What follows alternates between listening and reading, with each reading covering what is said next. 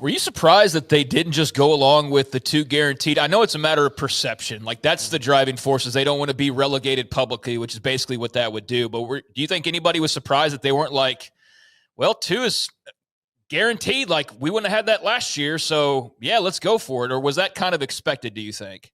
I think they're going to publicly go against this as long as they can because of perception, as you said. I mean, like the ACC is pretty much, on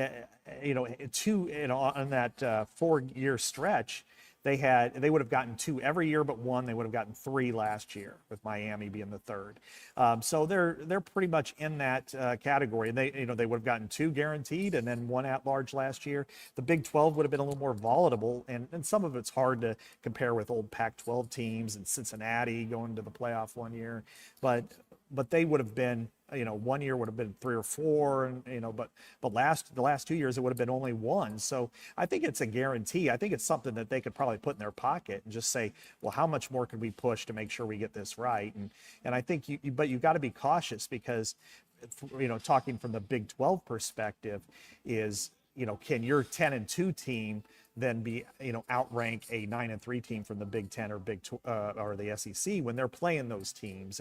And you want to make sure that you get at least 2 every year. You get your champion, and then you're probably, last year after Iowa State's loss, it probably would have been BYU that would have been the second team.